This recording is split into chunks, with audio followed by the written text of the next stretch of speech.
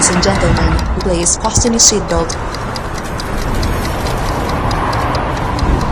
Blood on your hands, like the poison on my fang. I'm a lady with the gunfire, bang, bang, bang. Cause I'm the dynamite, you don't wanna fight. I go boom, boom, boom when I kiss you bad night. When I kiss you bad night. When I kiss you bad night.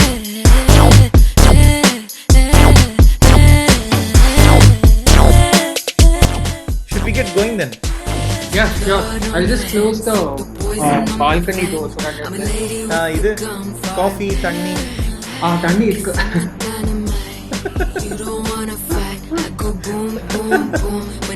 தண்ணினா I மீant water. Yeah. Already. Yeah. How you been, man? Srikant? Great.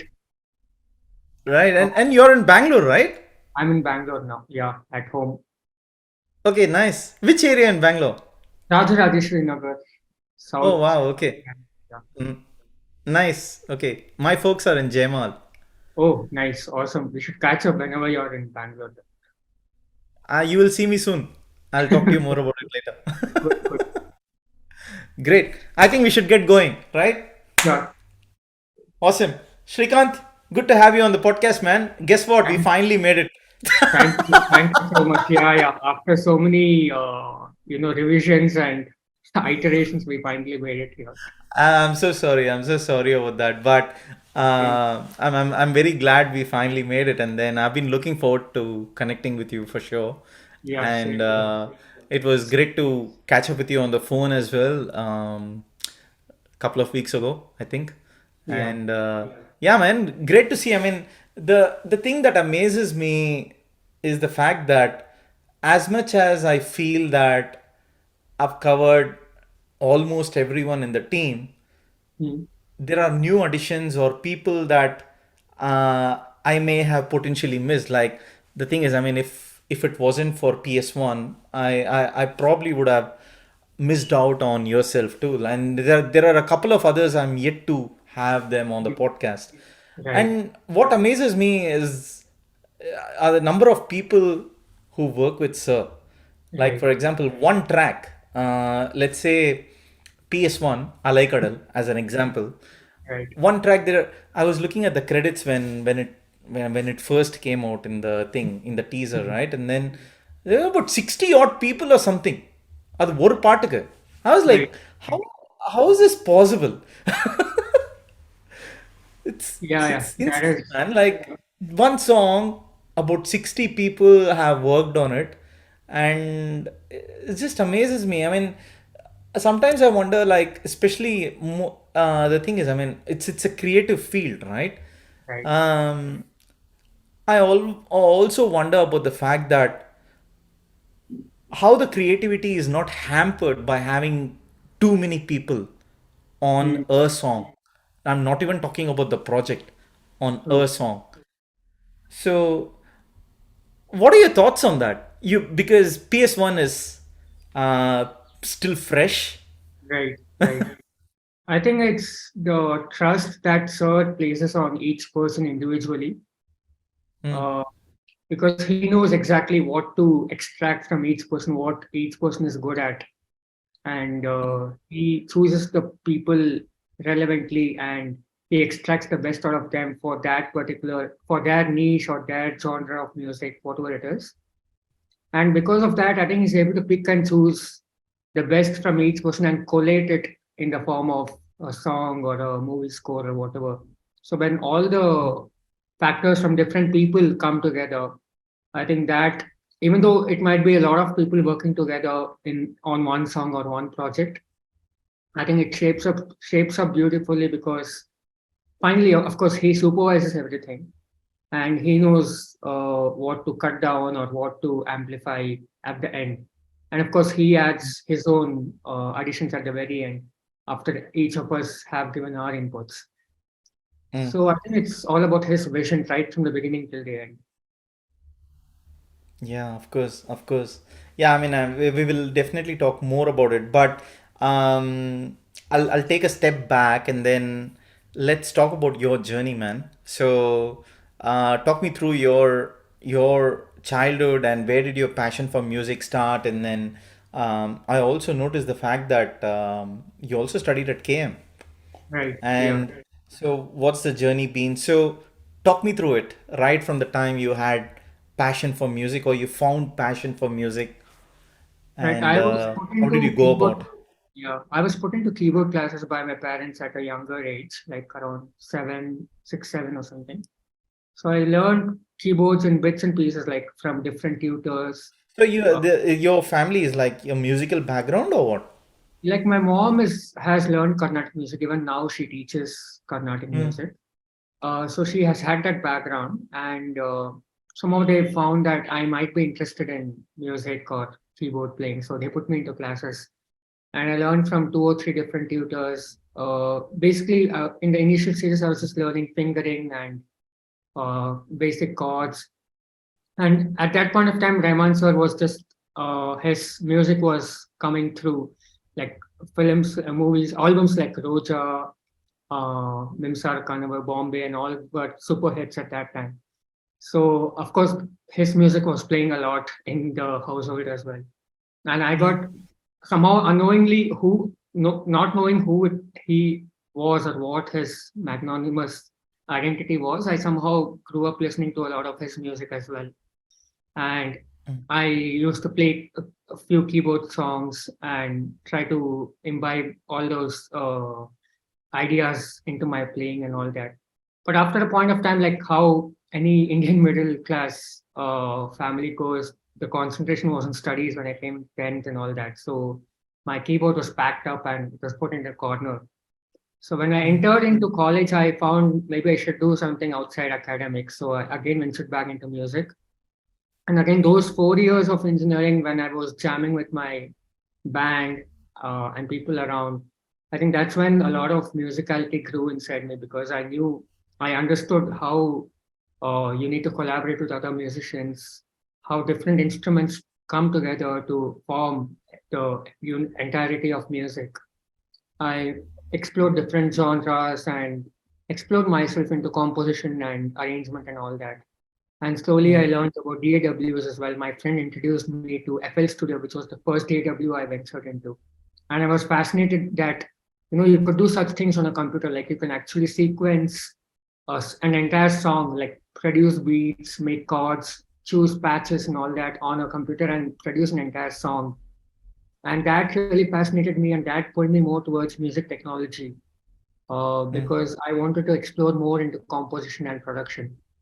So after engineering, I worked for 3 years in a corporate company, but I was always passionate about music. I was on the sidelines. I was doing short films or arranging for a couple of composers and all that. So finally, I took a call to take a break from that and joined KM for audio engineering. And I was also Right. learning music theory in parallel. Slowly, I started doing some freelance projects like short films or doing some covers for artists, those kind of things. So basically, growing my musicality parallelly. And after that, I came back to Bangalore. I worked for Raghu Dixit's studio for about 6 months. Interned in a studio as a recording engineer and programmer. And then I was parallelly freelancing. And finally, I went to Berkeley to do my master's in film scoring.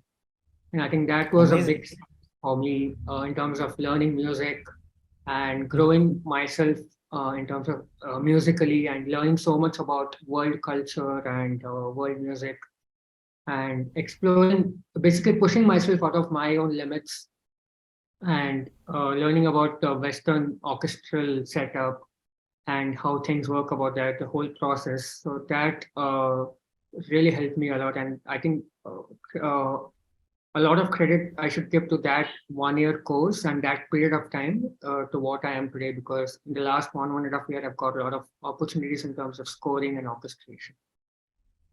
Wow, so good. Love it, love it. I'd like to go a bit deeper into some of the aspects that you just described. But engineering, you mentioned, what stream were you I studying? did electronics and communication. Right, okay, right. And was that sort of an inclination towards your passion for audio engineering as well? Yeah, yeah. Because I found a lot of electronics concepts were are directly implicable into audio engineering. Like routing and all the physics, the basic mechanics of electronics are directly involved in audio engineering. And that really helped me because an engineering brain is always useful for any audio engineer in terms of understanding routing or the DAW setup. So I think for me to learn any DAW, it wasn't that difficult a task later on. Mm. Wow, nice. And you said you were jamming during your engineering days as well, right? Like which college? I'm just curious I now. was in RV College, Bangalore. RV, okay, right. I'm from Ramaya, man. Oh, wonderful. Nice, nice to know. And so jamming, yeah. So were you part of those cultural events and all that? Is it Yeah, in the yeah, a lot college? of Or? cultural events where we took part. I think we came to Ramai also once, where we Mm. won one of the fests. So mainly we used to fuse Carnatic music and rock, blend these two different Is that genres, right? Oh, wow. create That a sounds fusion interesting. of that. Yeah, it was very So interesting. you So, have and learned Carnatic music from your mom. yeah, I learned a little bit of Carnatic, not from my mom, from another tutor, for a couple of years. But growing Oh, in the wasn't your mom family, offended? no, she actually put me to the other tutor. She's like, you should better learn outside.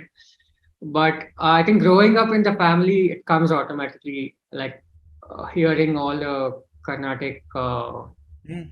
the ragas, the kritis, and all that. It kind of came naturally to me. That bent of mine. So, and there were like-minded musicians also in the band. So some were Hindustani trained, some were very rock-based guitarists. So we kind of fused all that, and that came out really well. We won a few competitions, and people really liked the way we showcased our music. We also tried to. We used to sometimes take two or three Bollywood or Indian film songs and fuse them, make a medley. So that's when I would Mm. try to explore the composition or arrangement side of it. Transitioning from one song to another and exploring different chord progressions. So I think Mm. my musicality in a whole grew in those 4 years. Right, right. So amazing. So Carnatic music, and did you have any inclination towards a particular raga or something? Nothing like that. I'm not too technically trained in Carnatic. I just know it Mm. superficially. Like Mm. I'm used to hearing it, but I'm not too technically trained in terms of ragas or Mm. No, but dissecting. more from the Carnatic fusion that you have done. Right. Uh, did you have a natural inclination towards a certain type of Carnatic music, or like Nothing a raga raga? based, or it was more towards any song that was captivating. Like if a Okay, song right. had like a Tilana or Give any me an song, example. like there's this Tilana which Agam also sings. I don't know the Mm. exact name, but something very fast paced like Alai Payode or Vatape Kanapatam, those kind of songs, Mm. Raghuvam Mm. Sisoda, which have a very fast tempo Mm. style and which have the potential to have other elements incorporated. Like you can do a Mm. fusion, you can do an orchestral arrangement.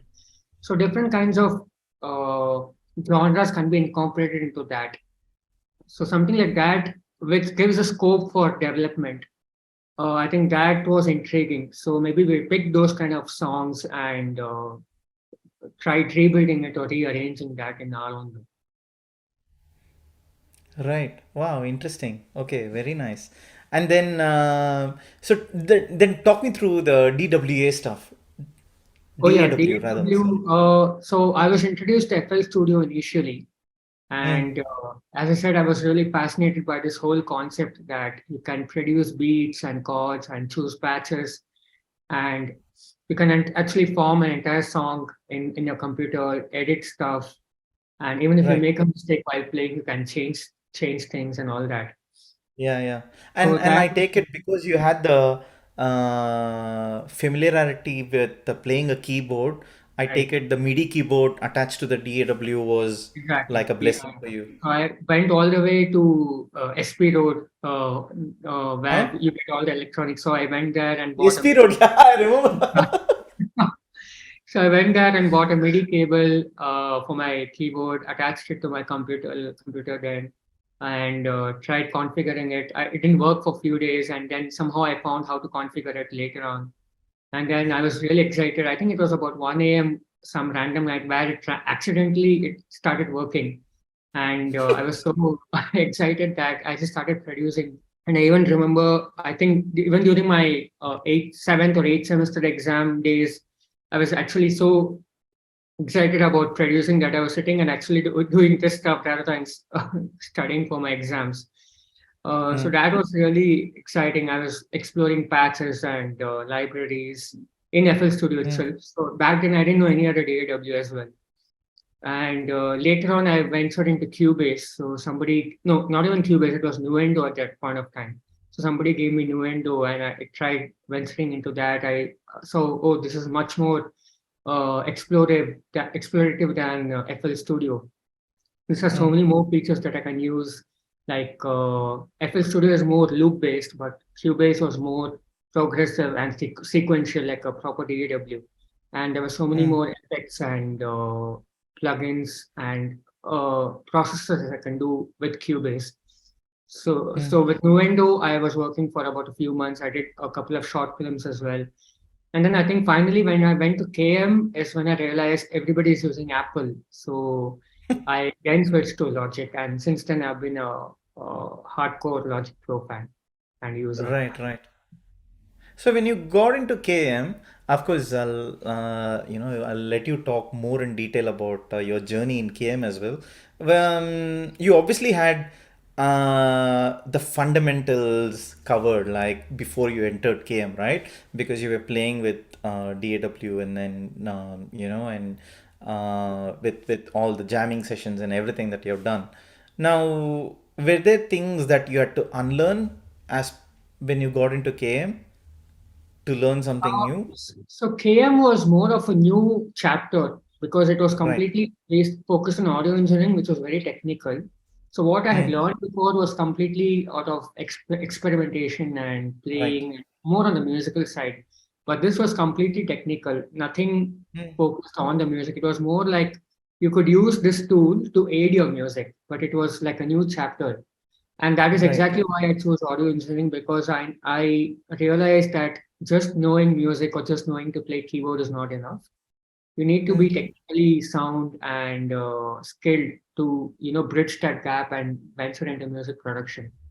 So that's why I chose audio engineering, and then it was like I learned so many new things. I basically learned the whole workflow of studio and the live mm, setup basically from how a DAW is used to produce music, how soundtrack is used, how patchways are used, what a recording studio looks like, what are the equipments used there, the whole workflow from composition and recording to the final mix master.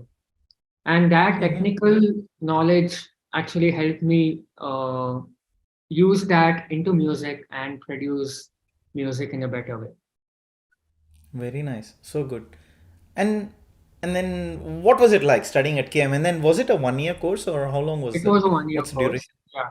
Right. So 1 year audio engineering Right. course. It was very part-time course. Like we had 2 hours class for 3 days a week, so just like 6 hours per week.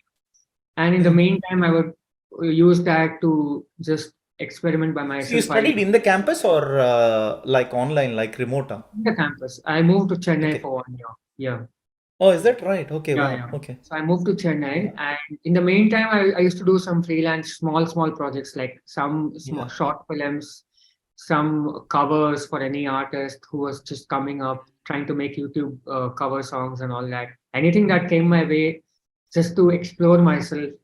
It's like Mm. sometimes getting paid, sometimes even getting unpaid projects. But just for me to learn and explore DAWs and my own skills, how I can arrange a song in a different way, or just to basically build my portfolio, I was doing all this side stuff apart from the classes. Mm. Mm. And then um, talk me through more about the stuff that you learned at KM. Like 1 year is quite a time, right, to Yeah. explore into audio engineering. So by the end of that 1 year, what are some of the things that were some of the key learnings that you had? I think I learned Logic pretty well because Right. majority of the course focused on production on Logic. So I Yeah. learned a lot of shortcuts and features Mm. of Logic, which you might not use if you explore by yourself. So Mm. those really helped me a lot. And we skimmed through mixing and mastering. Like we mixed Right. different genres of music here and there. And of course, mixing is a different ballgame because you need to learn it through experimentation, and you need to learn more by yourself than learning through a course. So, Right. but although I did get a decent outlook of how the whole process goes from production to mix to master, and how sound design happens for a movie. And also, by the end of the course, we were asked to basically build a portfolio across different platforms, like producing a song, doing a remix of an existing song, building a Mm. sound design for a short film or something, composing and producing for a score for a short film. So I had a decent portfolio all put together. Like we even did a surround mix of one of the projects, and surround was very interesting. I think that was the first time when I was exposed to surround system and Mm. surround music. So learning that was very intriguing because we kind of got to understand how things are panned in the surround system, what goes where. And so I think these were the key learnings from that course of 1 year. So amazing. And then you made some friends at KM. Oh yeah, yeah. Where did you go and yeah, did Uh, you go and hang out somewhere during your uh, studying and all that? Not really. We just used to hang out outside KM. There was a sandwich shop. So right after hang out there. A couple of times we went for movies, and once we went with the professor, like just as a part of learning, I think we went to X-Men, one of the movies. Mm. We Mm. went to we went for that, and we were just observing how the sound is, how the mix is set up, where the dialogues are dubbed or where the music Mm. is dubbed, and how basically the panning happens, what is the mastering level. So just to observe all this, we went to the theater. So we Right. just used to hang out like that and sometimes jam with the fellow batchmates or something like that. Mm. That was interesting. And I'm still So in touch with maybe two or three of them. mm, nice. So you finished KM, and then is that when you decided to pursue your Berkeley Yeah, journey? because even during KM, I think Berkeley folks came a couple of times to KM Uh-huh. campus. They Okay. held a workshop which I participated in, and then they also briefed us about the courses that they have. So I think that at that point of time, I kind of that kindled a little bit of interest in me to maybe pursue this course at some point of time in life. And as my passion grew in music, I was even more focused on orchestral music and arrangements. And Okay. that drew me more towards this film scoring aspect. And that course was very inviting for me because I think that was what I was looking for to fulfill the knowledge gap that I had. So Mm. gradually, I was trying to aim for that. And over the next 1 year after I finished, over the next 6 months or so, I was prepping myself basically to submit my portfolio and apply for that course. So 1 year after I Wow. finished from KM, I actually went for the film scoring course in Berkeley. Wow, so good. And that was a 1 year course or an year and a half, Yeah, that was a Berkeley? 1 year course as well. 1 year. Right, Yeah. right. And what was it like studying at Berkeley again? Oh, that was super hectic, but really enjoyable. Although there was so Mm. much pressure, it never felt like actual pressure because it felt like it felt challenging Mm. because there are so many tasks thrown at you and so many assignments given to you, which you have to finish every week, week after week. But it didn't feel like it was boiling me down because I really enjoyed the whole process. The joy of learning so many new things, the joy of exploring different avenues and being in a different environment altogether with people from all over the world. That itself was a very unique experience. So I was really enjoying the whole 1 year period. Very nice. And now this is obviously the thing is, I mean, you've done your engineering, and then then you went for your KM journey, and then you went for Berkeley. It is an expensive affair, right? Right. Yeah. It's needless to say, Right. each of these courses, so to Right. speak, and your parents have been super supportive by the That's sounds of it, no doubt about it. right. Was there at any, was there at a point in time where they said, you've done your engineering, why aren't you, okay, you pursued your, you had a corporate job, Right. and was it tough to quit and then It convince was your very parents to tough. pursue your Yeah, passion? yeah, it was very tough. In fact, it took some time for them to get convinced. So I think Right, I finished almost 3 years of corporate life. So by the end of right. 1.5, 2 years, I was already getting exhausted, and I really wanted to get out of it and pursue music. But they were still skeptical, and they thought, okay, maybe why don't you continue your work for some time and see how it goes. But at one point, even they realized that I was not enjoying it, and maybe Okay. it's okay for me to just jump out of it and see how music works, if it clicks or not. Maybe try it out for a couple of years, and if it doesn't work, then maybe I can just go back to my usual corporate life. And they were So very you had little. that as a plan B or a Yeah, backup plan, that was a backup plan at that point of time.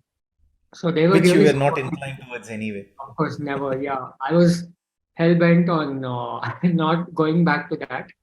But maybe it was that passion that helped me at that point to never go back and just pursue music, come Hmm. whatsoever. But my parents Right. after that point have been really supportive to pursue my passion and take up whatever course I want to, and Hmm. whatever little projects I've worked through, and finally I've uh, right now come to a stage where I'm working with Rahman Sir and other big projects, and they've been really supportive of the whole journey. And right now they're really happy for the we have come from that point of time till now. Sounds very good. So tell me, I mean, you obviously you've been in the as a freelance Right. engineer, right, for a while, and then um, what is it like to survive as a freelance engineer, like more from, like, from a financial perspective, like does it help you meet ends, or you have to make sacrifices to keep pursuing your passion, like what is it like to be a freelancer? Because for Uh, me, like, I couldn't do what you're doing. Like, right. I am so much reliant on that, 30th salary that needs to be credited, and then all my bills and etc etc. But uh but to totally get into, of course, you're pursuing a passion, no doubt about it, and then uh, there's no constant revenue coming in, right? Like, there might be Yeah. a month, right, where January you might have done this much, whatever that is, and then February there might be very little, and March there might be a bit more. uh, how do you how do you cope up with things like that, man? Like, does that bother you? Does that hamper at all, like, in your So journey? it is very volatile and very unpredictable being a Yeah. freelance artist or in any profession, I would say. One thing, fortunately, is for me, my parents have been supportive both in terms of career and financially. So I didn't have Mm. to, bother much about the financial aspect, at least, to make ends meet. But yeah, as you said, that instability is always there in a freelance career. But I think over time, once you build your reputation and work on bigger projects, after a certain point of time, it kind of gets stabilized a little bit. Like for me, I realized in the last 6 months, 6 to 9 months, things have been a little stable, I would say. I've been consistently getting Okay. good amount of work and the right projects that I've always wanted to work on. So, and that has come what after like 5, 6 years of struggle and working on small projects, on unpaid projects, on projects that were halfway shelved, or when people just disappeared out of randomly. So we have to encounter all these things. But I think after a point of time, things do stabilize a little bit. Again, there's still instability because you never know how much work will come at what point of time. Like even I think for the last 3 months it was super hectic, and for the last one month luckily I've been quite relaxed a bit. So it is very unpredictable. But over a period of time, you kind of gain some minimum stability is what I would say once you build a reputation. Right, right, right. And when you aren't busy, what do you keep, like, how do you keep yourself busy? Like, what are you doing? Like, you're producing music and figuring out things, or like, what do you do? Yeah, sometimes I just take a break because sometimes a lot of work can be exhausting. But Yeah. otherwise, I sometimes work on myself. Like I actually have a to-do list. So whenever I get ideas, like musical ideas, for example, if you see my YouTube channel, I've started an orchestral series last year where I basically either take an existing song or recreate a score.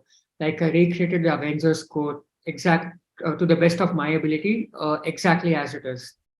And I Mm. took one of Sir's songs, the Mimsara Kanava song, Ooh La La La, and I created an orchestral arrangement of that. And for I think Sir's birthday last year or the year before that, I did Swadesh arrangement in an orchestral flavor. So things like this, I try to explore by myself. It's like self-learning for me and also something to put out as a portfolio. So things Mm. like that. Now I have a to-do list. Like I want to maybe do some BGMs, play on piano, and upload that. Or I have the Swam plugin, which are very authentic sounding. It's a music library, sample library. So maybe I want to play something on that and just put it out on Instagram and make put it as a quiz for people to guess what BGM it Yeah, is. yeah, Uh, yeah. Different things like that, which I just want to explore in my free time Nice. whenever I get that. Yeah, So good. Nice. Right. Let's dive into. Actually, no, I want to touch on one more aspect. Working with Raghu Dixit. yeah, Talk me about that. Like he has a unique style of music, and I've heard some of his songs. Hmm. Me being a Bangalorean, I've heard, but this very, very long time ago. But he's unique, and he has a style of his own. yeah. And so, how did you start working with him, and like, and then what are the things that you did for him? I basically was more like an intern and trying to get a hang of the studio life. So there was already a recording engineer. I was kind of assisting him, helping him out. And actually, that's when I learned a lot of studio stuff because no matter what course Right. you do, it's only when you practically work in a studio, you actually know what goes and how clients are, what are the demands, how a process exactly gets executed. So right from winding a cable to placing a mic to learning about different types of mic, like a tube mic, ribbon mic, condenser, dynamic mics, and Mm. what needs a phantom power. How do you route mics from the recording room to the console room? Which preamp to use? So all these things I got acquainted to in that studio, and thanks to him for actually providing me that opportunity to learn stuff right at the beginning of my career. And that was a very good experience for me to just kickstart off my career because I needed to know how studio actually functions. Mm. So when clients come, and also I learned when he would be recording, you have to be really need to have a good presence of mind and be proactive. So I would be really attentive and mark the different sections of the song on a DW. And if he asks me to jump from one section to another section, I would be ready. I need to know which bar number to jump to and which Right. mic to connect and make sure all the connections are right. The artist shouldn't wait for anything. So those kind of studio etiquette I learned a lot during that period. So good. Love it. Love it. So amazing, man. And right. So I think it's time to jump into the ARR world. Yeah, sure. So talk me through it. So when the first call that you received, and then the first thing that you worked on, let's go right from there. Sure. So I'll start from how I tried to approach him. So Right. this was after I think I came back from Berkeley and I From tried Berkeley. contacting my audio engineering school, the KM school, and I tried to somehow get into, put my pitch my portfolio to Sir somehow through some person in between, like somebody who's working for him or through some management, anyhow. And his engineer Karthik contacted me a couple of times, and they even asked me, "Are you in Chennai right now?" And then unfortunately, I was in Bangalore, but I think they Mm. needed someone right away to work on something. So anyhow, I just took a bus and immediately went to Chennai. But even then, I couldn't follow them up. Like probably they got busy or they had moved on from whatever they had required me for.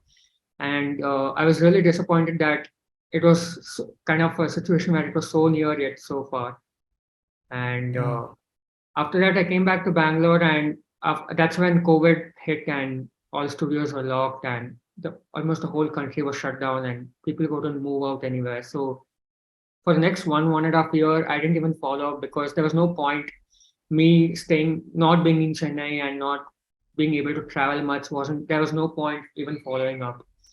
And I think last year around August, I started working for this person called Andrew McKay as a freelancer again. So he's basically an orchestral coordinator, and he has worked a lot with Rahman Sir for a lot of projects for like last 9-10 years. And he pulled me into some orchestral stuff for other composers like Taman and DSP and all that. Mm. I used to just do score prep for that and coordinate the orchestral sessions and recordings. And I think around November last year, he suddenly pinged me at around midnight. He's like, "There's Who? a recording session for Andrew, Uh, the orchestra coordinator." So he pinged me around midnight saying there's a recording session for Rahman, so ARR tomorrow, and can you write the score? I really jumped. I mean, this is something I've been waiting for my whole life. mm. I immediately jumped onto it. He said needs to be done by morning. So I said, okay, I'll stay up all night, and I finished by around 7 a.m. or something and sent the scores to him. And even that evening, I was not sure if I would even be invited to attend the recording because I thought only Sir's team and it was a very confidential recording or something. Then he just sent me the link. He said, if you want, you can join the Zoom link. And I joined, Mm. and the orchestra was going on, and then they took a break. And during the break, Sir joined the call, and I was on mute. Everybody was on mute, and he was just speaking to one of the coordinators. And suddenly, there were like 4 5 people on the Zoom call, and I think all of them were his teammates, and I was the only one odd one out. And suddenly, out of the blue, he asked, "Who is the Srikant Krishna?" And I was really taken aback. My Even my mom was sitting next to me, and so the coordinator, she said. The supervisor, Hiral, right? So Uh, she was yeah. coordinating the entire session, and she's like, he's working for Andrew, and he orchestrated a couple of scores for this. And she's like, do you want to speak to him? So I spoke for 2 minutes. He asked me a lot of questions. He's like, where are you from? What did you study? And just being very nice and trying to know me over the Zoom Mm. call. And then I told him it's a huge pleasure to work on this movie. So he Mm. said, yeah, okay, good, all the best. And that itself Which was movie like, was this? this was for Atarangire. Yeah, yeah. Okay. It's released last year. And Mm. this Mm. itself was like, I was on cloud nine after speaking to him on Zoom call. And then, so this happened in November, and till about uh, February or March, I didn't have any communication with any of the musicians or studio. Mm. And suddenly in April, I got a call to work on Hero Pandit. The engineer Karthik called me and said, "Can you come?" He called me at 3:30 in the morning, and he said, "Can you come right away to? Can you take a flight and come right away to Chennai? We need to finish this score ASAP." So I took a morning flight, went to Chennai directly to studio from airport, and I literally Mm. stayed in the studio for 3 days. Worked on a part of the background score, Mm. and I think that's when I met him for the first time. So I finished one entire scene, like about 7 minutes fight scene, of which Tiger Mm. Shroff was acting in. And I finished that scene, and I think the second day in the evening, I was in the AM studio during the recording of the strings, and Sir was in the Mm. Achatan studio. And suddenly, the engineer Karthik called me and said, "Come, Sir wants to meet you." And I went inside. And as soon as he looked at me, he said, like, "Sounds good." He just gave a thumbs up, and that itself was like a huge, Mm, uh, appreciation coming from such a legend. mm, And I was super excited. And I was really expecting to interact more with him, but I think he got busy and then he flew to Mumbai after that. mm, Later on, we worked on a couple of movies remotely as well. I was working from Bangalore. But finally, for Ponniyin Selvan, I was in Chennai at that point of time, and I was actually taking a flight to Mumbai to be with my cousins and spend time over there. So another 15 minutes, my I would have left from home, taking the mm. cab to the airport, and then I suddenly got a call, and Sir spoke to me. He's like, "Wherever you are, just come back, come to Chennai, and we Oh, have to." sir spoke to you on the phone. Yeah, yeah, Okay. that was literally out of the blue call. I was Yeah. I had no plan of staying back in Chennai or working on anything. But suddenly he called me and he's like, wherever you are, just come to Chennai and we need to start working on this movie and need to start Yeah. orchestrating. And I just cancelled all my plans, all the tickets, and immediately went to the studio. And from then I spent like 3 months in the studio working there on Ponniyin Selvan, and I got to interact with him a lot from then on. Right. So what did you start working on? Like what bit? In When you Ponniyin got Selvan, into the studio, Punyan Selvan, what was the first thing you started working on? first thing, the very first one was the war sequence. If you see the movie, the very first war you see, right? Where Yeah. Vikram and Yeah, I Karthik, watched it twice, man. Yeah. right, they come and it's like a 3 minute war scene. So that was the Yeah. first, I think that Sir and Mani Sir were sitting and composing that when I had walked into the studio. And Mm, what I got was a very rough session where Sir had just ideated some themes and all that.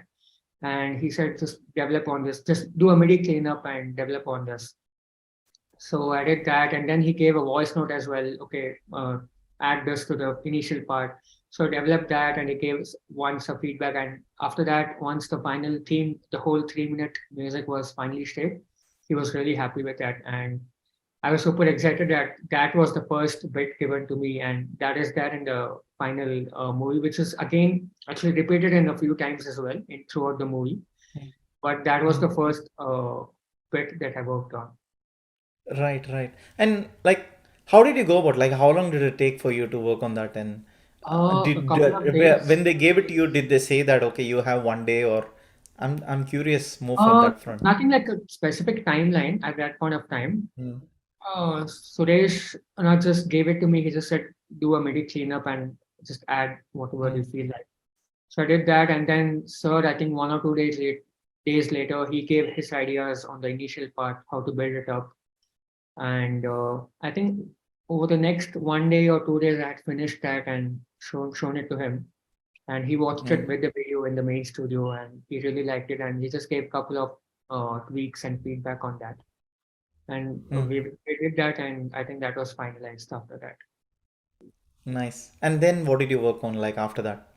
After that, a lot of small things like basically doing some MIDI correction, like Sir would have played something, editing that, or just adding layers, or making sure. A lot of times, reels were getting updated because we used to get the reels from the editing team, and almost every day we used to get fresh reels or every alternate day. So we had to make sure the new reels were placed and the music Mm, synced to that.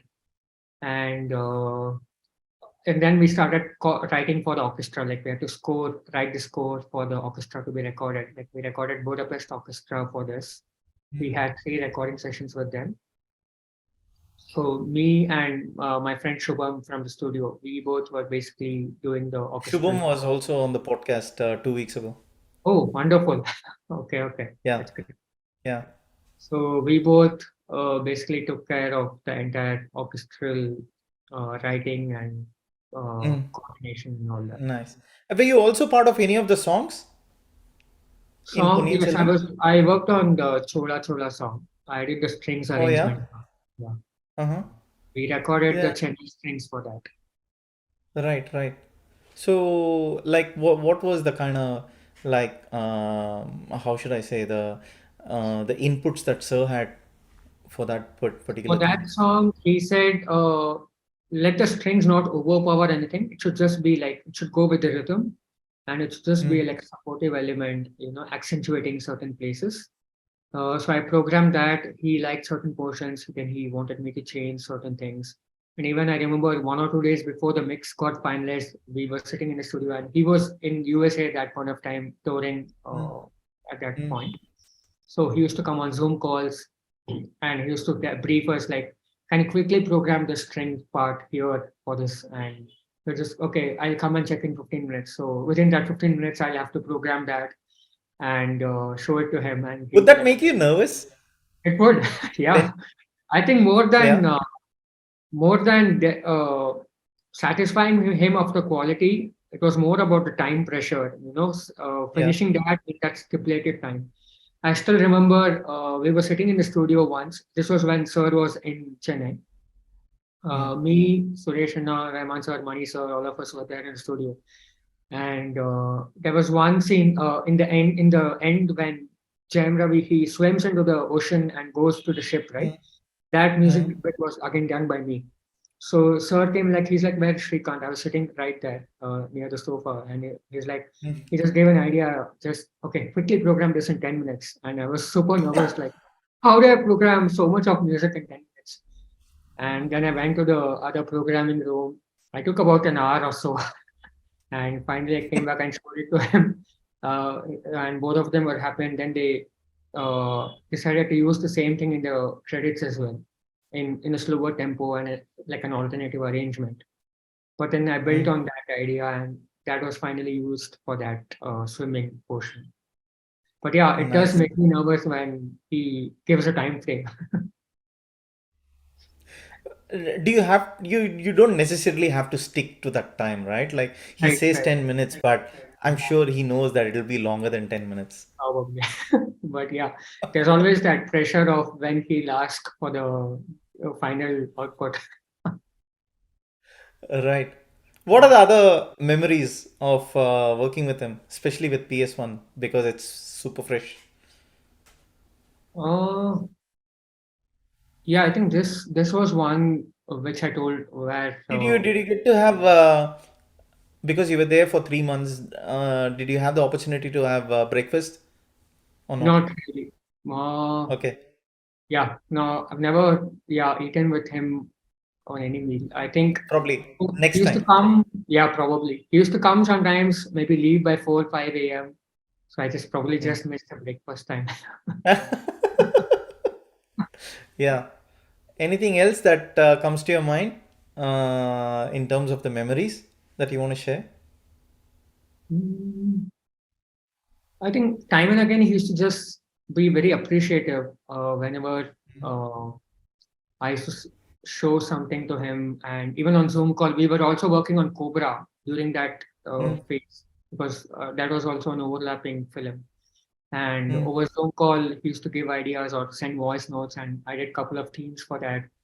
And even for that, he's like, "Oh, awesome arrangement," or "Really well done." And mm, some he gives very positive, encouraging comments, and just make sure you're mm. included and you feel part of the team. And that's very sweet of him. Nice. So PS1 released, and no, yeah, that's right. Even before it released, the entire Starcast were in the Mumbai studio, right?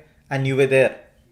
Right, So of what course. was it like meeting Mani sir and all the others, and That also was Aishwarya? such a big surprise. Of course, Mani sir, we kept meeting because they used to come for Yeah, discussions. yeah, And, I remember. Yeah. but What were the inputs Mani sir used to give, man? Because you were working with him. incidentally, Mani sir would only talk to Rahman sir directly. So Okay. he used to interact only with his ADs. Like his assistant directors would come to us. They would be like, "When is the session getting recorded? What themes are you recording today? How Right. many themes are done?" So they used to take So who were inputs. the ADs like Bijoy? No, there's a couple of guys called Anbu and Aditya Okay. and Sana. So we knew three of them. So these Okay. people were interacting with us, and they used to take inputs Right. like how is the music developing, what are the cues getting Okay. recorded, and we used Yeah. to ask them like when are we getting reels? Are the reels finally logged? Or are you going to keep editing them till the movie release? So this used to Mm. happen back and forth. But yeah, Mani sir used to directly interact only with Rahman sir, not with any of us. You didn't get to talk to him at all? Not talk as such, but he used to just pass a smile every time we went. Yeah. Yeah, he was very sweet that way. But I think he's a very reserved person, is what I felt. Yeah, Uh, yeah, yeah. yeah, but very Cool. nice person. Yeah, Uh, indeed, indeed. so yeah, So Mumbai. Mumbai, we were actually called for a couple of Bollywood projects like Chamkila and Hmm. Pippa and all were going on. So a When lot is of Pippa those coming, by the way? Pippa, it was supposed to release in December. I don't know I exact. know. That's why I'm asking because December there 10th. was a conversation a couple of days ago. The guys were asking what's happened with Pippa. Because we recorded in the first week of December, like around December 1st or 2nd or something. What did you Uh, record? Orchestra, Okay, right. Yeah. Pippa. So I thought it should be releasing around 9th or 10th, but I'm not sure if it's postponed. Okay. So anyway, And we were do called you for Pippa. know there are songs in it too, right? Yeah, but I was mainly working on the background score part. Like I Hmm. was Hmm. orchestrating, prepping scores. Okay. Songs, I'm not Yeah. sure. And what about Chamkila? Since you mentioned, Yeah, yeah, I did you still get have to no idea. I think the last time I had any idea was when I worked on it in Mumbai. So basically, that Yeah. was what we were called for Chamkila and Pippa, and even Imtiaz Ali ji was there in Mumbai studio for Yeah. that discussion. Yeah. So what happened is we arrived in Mumbai and we were just setting up the studio. Couple of guys, they were basically doing the setup in programming rooms, and it's a wonderful studio, very sophisticated and very well equipped. Hmm. And I had also put my setup in one of the studios and I was programming. And the second day, the Ponniyin Selvan promotion was going on in Mumbai. So all the star cast and Mani sir and Rahman sir were at the Hmm. promo event. And somehow they all decided they wanted to visit the Mumbai studio, and all of them came together. And that was such a big fanboy moment for all of us. We were just And I hanging heard sandwiches, samosas, everything were also yeah, organized. biscuits, chips, a lot of eateries over there. So once they left, Hmm. we all just barged on all of that, whatever was there. Yeah. But yeah, when they And came, they were having their own discussion. We would just peep in once in a while just to see what is going on. And then Sir played piano. He was singing for all of them. oh They wow. were giving their own request, like, could you sing this song? Could you perform this? And Hmm. I think Vikram Sir also sang one of the songs. He sings really well. So that happened, and then we asked, can all of us take pictures since this is once in a lifetime moment? And all of them Hmm. obliged, and we all went in, and luckily each of us got an individual pic with the entire cast. Yeah, I saw that. Yeah, so You good. would see the same pic, but only one person getting replaced. I did notice that. And in the same exact position too. Exactly. Yeah. So And that was again once icing on the cake for the after the entire movie was done. hmm, And that was wonderful. nice. And did you get to talk anything at all with Aishwarya or Trisha or Not really. I mean, these? all we asked is, can we have a pic with you? That's all. Oh, that's all. Okay. So you actually didn't get to interact at all. Not really. I mean, they were talking within themselves Within- about the movie, about the Right, right. content, Understand. and Understand. about the studio Right. setup and all that. So we didn't want to Okay. indulge too much. Awesome. And then you were part of that success party too, right? Later. In Chennai. Yeah, Yeah. yeah. Tell me about that. That was more like an official event where Hmm. Mani sir and Rahman sir were like hosting the success party, Hmm. and all music technicians and musicians in the music field who worked with in the project, like the Hmm. singers, engineers, programmers, orchestrators, and any technical crew that was part of the music team. All of us were invited, and it was more like a social event where we could just Hmm. network and have dinner. Yeah, that was Hmm. that was also cool. Did you get to interact with Mani sir then or not? Even then? Again, not interact as such. We just took pictures with him. Okay. Yeah. Right. Right. But Okay, I great. got pictures with Haricharan, Benny. Yeah, yeah. And Did Sir give like a keynote or some sort of a speech or something in that event? nothing really. It was just like a social It was gathering just okay, and right, right. taking And pictures. tell me one thing. I'm sure you guys would have talked about this. Karthik's and Sir's shirt. Oh yeah. Surely it's not a coincidence. No, I know. We were kind of pulling is like, was this pre-planned or was this so incidental? But I don't know. He claims it to be like a coincidence. And like even the fold of the sleeve, man. Exactly. Yeah. I even noticed that level too. Like, Like twins have purchased the same shirt. so we you guys teasing him for that. Yeah, yeah. We were like, how is it possible that you were exactly the same shade and same design? It was Yeah, unbelievable. right. Nice. Great. And so dude, so with I know you have a long way to go, right? You've just literally started. So any key learnings that has had an impact on you already from Sir, having worked with him on a couple of Uh, things so far? I think in terms of arrangement, how he arranges his ideas, I've noticed he has this lot of subtle lines musically, I'm saying. So when there's a phrase going on, like there's a melody going, he has this subtle lines that just come and go, like creeping in and going out, which you might notice only when you listen more intently. But it adds a lot of flavor to the whole Hmm. music. So it's not it might not be very prominent, but it just comes and goes sometimes, or it's just like a rap, like I something like can that. relate. Yeah. Yeah. So this is very characteristic of him, of his arrangement, his ideas, Mm. and sometimes he can just he does something so unusual that it really captivates you. Like, for example, we were sitting in the scoring process when he was doing the scene where Jayam Ravi and Karthi they have a duel in the movie. So he was actually programming, and we were sitting just observing because that's like a university in itself, just observing him working, right? So, and he had this very unique idea. He had a female voice running, and he was programming some rhythm sections like a dubstep kind of a thing, very electronic. And he had this female voice doing some staccato and some weird Mm. phrases and all that. And he was programming elements on that. And at that point, it seemed so modern, but when you see with the film, finally, it made so much sense. It was so unusual and Mm. out of the box, but it still made sense to the whole visual. So sometimes he just Yeah. surprises you with these kind of unique ideas. Very nice. So good. Right. So wrapping up, man. The podcast. I mean, is there any topic that you want to talk about that I may not have touched on?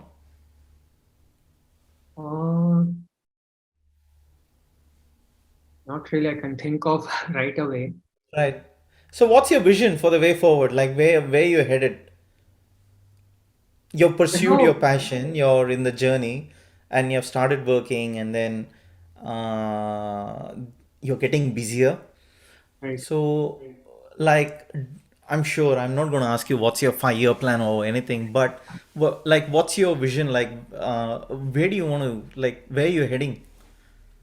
I think You I'm see pretty much yourself as a music composer, or like, I know you're co-composing and stuff already, right? So, is that your ultimate thing, or firstly arranging what I'm doing right now, arranging and orchestrating for people like Rahman Sir and of that yeah? caliber or that range, that level of projects is something I've always wanted to do and something which I think I'll always keep doing, even if I Mm, get my own composition gig or something.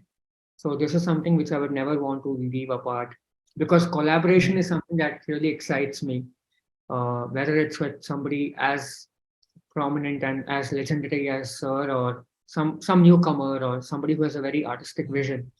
I'm always up for collaboration and trying to explore more by working on different projects. Like need not be films. Like even recently, I went to an event where wildlife filmmakers were coming and gathering. So I was trying to network with them, probably trying to see if there's an opportunity for me to score for wildlife films.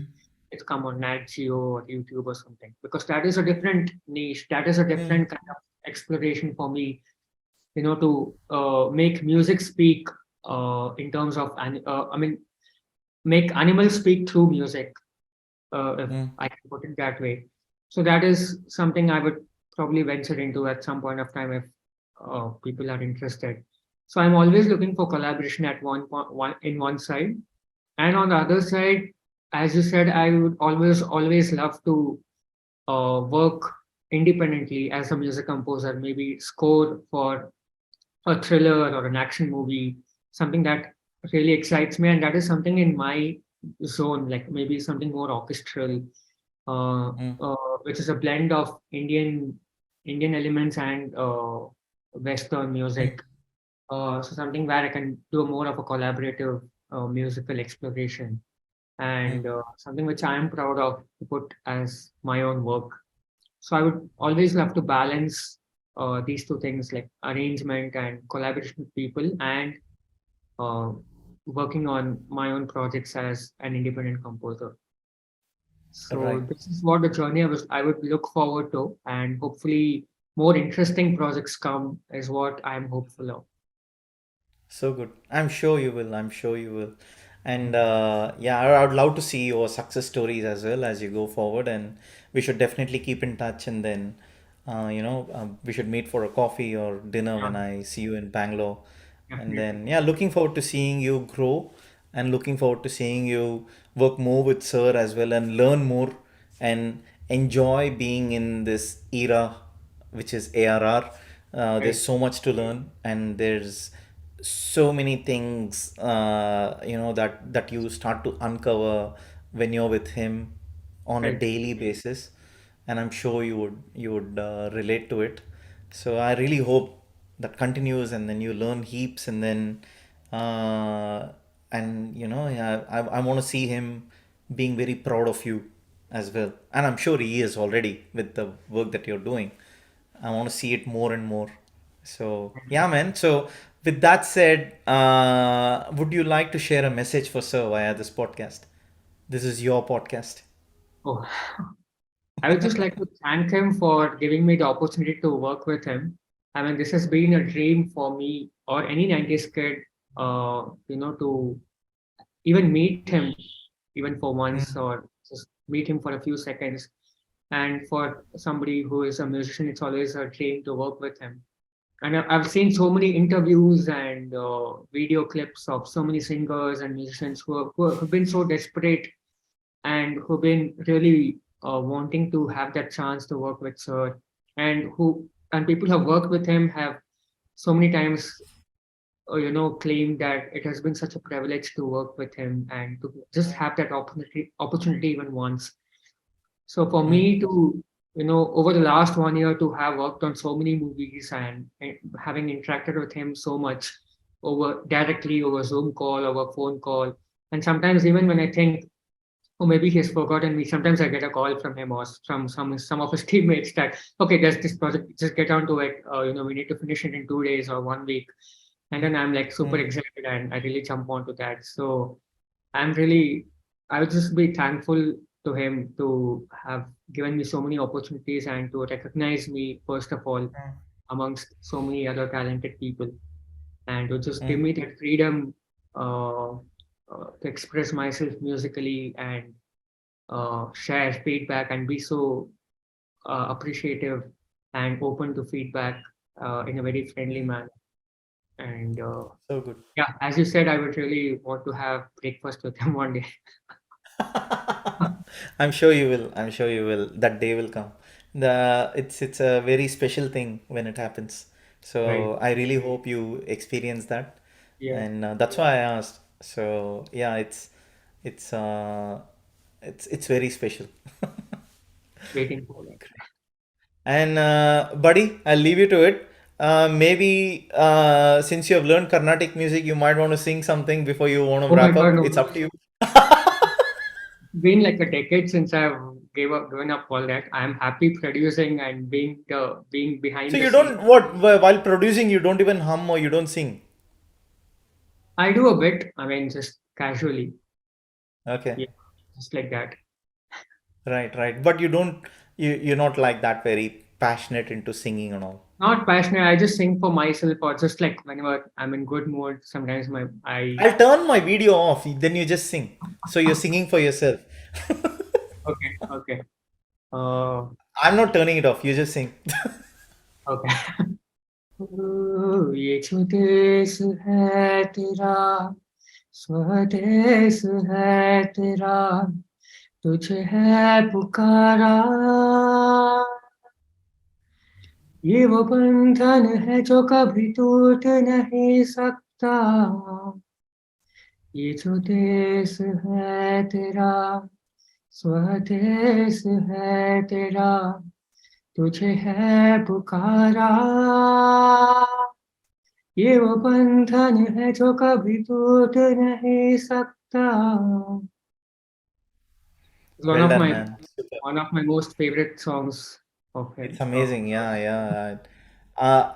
And I also like the Tamil version of this too. Oh, yeah, beautiful So lyrics. yeah, it's so beautiful. Yeah. Yeah.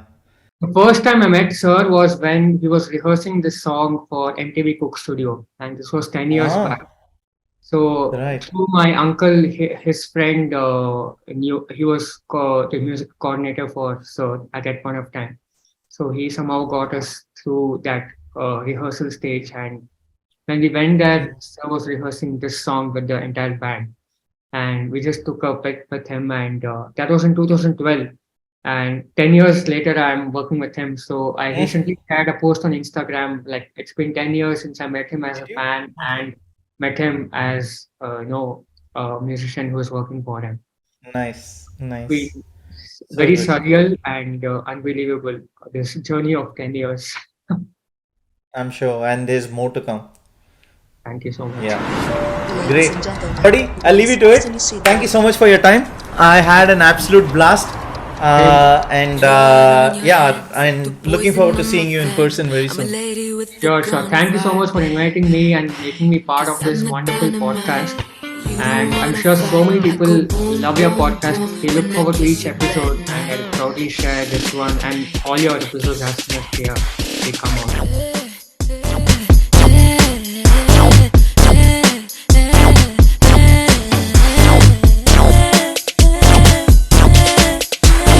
Blood on your hands, the poison on my fang.